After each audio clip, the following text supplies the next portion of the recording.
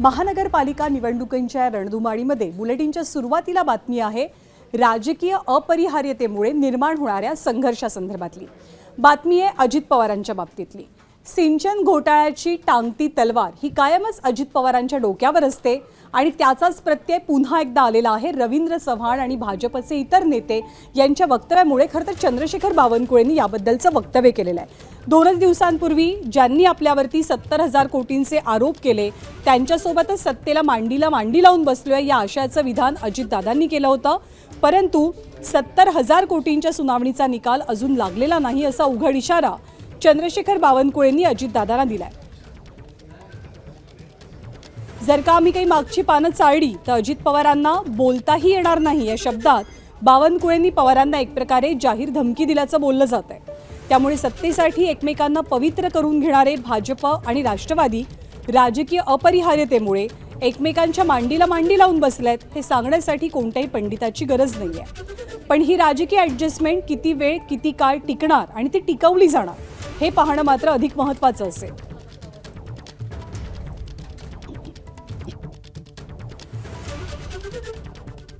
तुम्हाला माहिती आहे माझ्यावर 70,000 कोटीचा भ्रष्टाचाराचा आरोप झाला ना।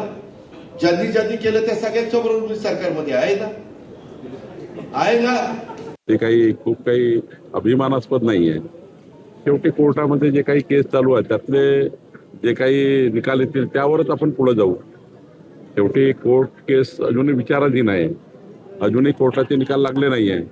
त्यामुळे मला असं वाटतं अजितदादांनी अशा गोष्टी किमान अजितदादा तसे प्रगल्भ लीडर आहे, त्यांनी अशा बाबी एवढ्या छोट्या निवडणुकीमध्ये काढणे आणि एका महानगरपालिकेच्या निवडणुकीमध्ये महायुतीमध्ये मनभेद तयार करणे हे काही मला वाटतं योग्य नाही आहे। अजितदादा याचा विचार करतील। तर पुणे आणि पिंपरी चिंचवड महानगरपालिकेमध्ये राष्ट्रवादी विरुद्ध भाजप असा थेट सामना होतोय। त्याच अनुषंगानं अजित पवार आणि भाजपचे वेगवेगळे नेते यांच्यात आरोप प्रत्यारोप रंगलेत आणि त्याचीच एक झलक या विधानांमधनं सुद्धा आपल्याला पाहायला मिळते। दरम्यान असदुद्दीन ओवैसी यांनी सुद्धा आज अजित पवारांवरती निशाणा साधला। ते नांदेडमधल्या सभेत बोलत होते। सिंचन घोटाळ्याच्या मुद्द्यावर त्यांनी कशी टीका केली ती आपण पाहूया। सैयद मोइन और फिरोज लाला बोल रहे थे कि अजीत पवार के भी कैंडिडेट हैं। अजीत पवार तुम शरद पवार के नहीं हुए, तुम नांदेड़ के क्या हो सकते हो।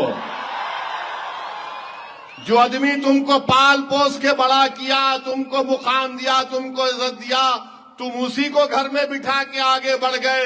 ये अजीत पवार की पहचान है। 75,000 करोड़ का गबन का मुझ पर इल्जाम है, क्या हुआ। हाँ अजीत पवार, तुम्हारा नाम अजीत पवार है। तुम्हारा नाम कोई मुसलमान का नाम होता तो तुम 75 साल जेल में रहते। ये फर्क है जो सत्ता में रहता है। तर सिंचन घोटाळ्याच्या सगळ्या आरोपांवरनं अजित पवारांनी मात्र अगदी सोयीस्कररित्या या निवडणुकीच्या काळामध्ये मौन बाळगल्याचं चित्र पाहायला मिळतंय। निवडणूक झाली की आपण सगळ्या आरोपांना उत्तर देऊ अशी प्रतिक्रिया अजितदादांनी दिली आहे। तुम्हाला कुठून तरी काहीतरी आमच्यात अंतर कसं वाढेल अशा प्रकारचे प्रश्न विचारून तुम्ही त्याला एक हे देण्याचा प्रयत्न करताय। मला आता फक्त महानगरपालिका मी ज्या महानगरपालिकेमध्ये जाईल त्याचबद्दल मी प्रश्नाचे उत्तर देईन। इतर तुम्ही प्रश्न विचारले तर त्याला नो कॉमेंट्स। मी निवडणुका संपल्यानंतर प्रत्येक प्रश्नाला उत्तर द्यायला बांधील।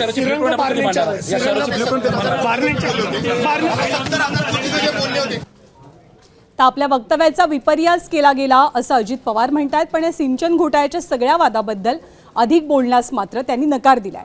एकीकडे सिंचन घोटाळ्यावरनं हा सगळा वाद सुरू झालेला असताना दुसरीकडे आणखी एक मुद्दा अजित पवारांसाठी आता अडचणीचा ठरणार का याचीही चर्चा रंगू लागलेली आहे। मुद्दा आहे स्वातंत्र्यवीर सावरकरांच्या विचारांचा।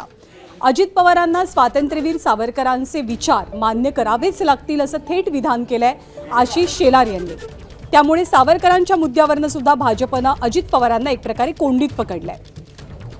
सावरकरांचे विचार मान्य करून तुम्ही सोबत आलात तर तुमच्या सोबत, अन्यथा तुमच्या विना असा थेट इशारा आशिष शेलारांकडनं दादांना दिला जातोय। पुणे आणि पिंपरी चिंचवडमध्ये राष्ट्रवादी आणि भाजप आमने सामने आलेले असल्यानं दोनही पक्षांमध्ये आधीच विकासाच्या मुद्द्यावरनं महानगरपालिकेच्या निधीच्या मुद्द्यावरनं तुफान घमासान सुरू आहे। मात्र आता सिंचन घोटाळा आणि सावरकर प्रेम या विषयांवरनं भाजप अजित पवारांची कोंडी करू पाहत आहे। त्यामुळे सगळे वाद कोणत्या दिशेनं आणि कोणत्या टोकाला जाणार हे सुद्धा पाहावं लागेल।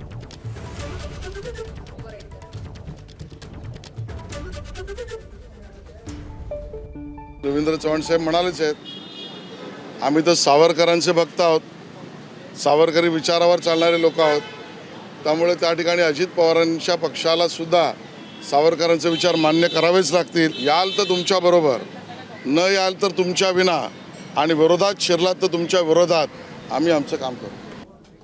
आणि स्वातंत्र्यवीर सावरकरांच्या याच मुद्द्यावरनं अजित पवारांचा धागा पकडत राज्याचे मुख्यमंत्री देवेंद्र फडणवीसांनी काय भाष्य केलंय ते सुद्धा पाहूया. मला असं वाटतं की वीर सावरकरांचे विचार हे अजितदादांनी त्याचा विरोध करण्याचं कारण नाही, त्यांनी कधी केलंही नाही.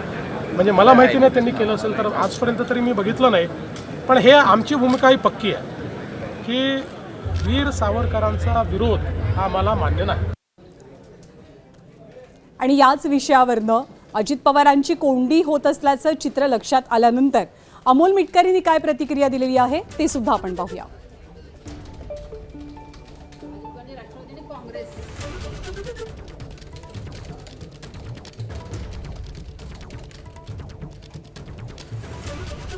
आणि याच मुद्द्यावरनं काँग्रेसचे प्रदेशाध्यक्ष हर्षवर्धन सपकाळ यांनी सुद्धा प्रतिक्रिया दिली आहे, तीही जाणून घेऊया. भारताच्या संविधानाला सावरकरांचा विरोध होता आणि कुठेतरी मनुवादी विचारांचा अन्वय त्यांना करायचा होता. त्या विचाराचे शेलार आहेत का हे त्यांनी एकदा स्पष्ट करावं. आणि हे स्पष्ट करत असतानाच त्यांच्या माफीनाम्यातले जे शब्द आहेत आणि माफीनाम्यातला जो विचार आहे तो त्यांचा विचार आहे का हे पण त्यांनी स्पष्ट करावं. आणि इंग्रजांकडून 60 रुपये पेन्शन घेणं हे त्यांना कबूल आहे का, या गोष्टींचा मुद्देनिहाय खुलासा जर शेलारांनी केला तर या संदर्भामध्ये त्यांच्याशी खुली चर्चा करण्याची आमची तयारी आहे. एबीपी माझा, उघडा डोळे बघा नीट.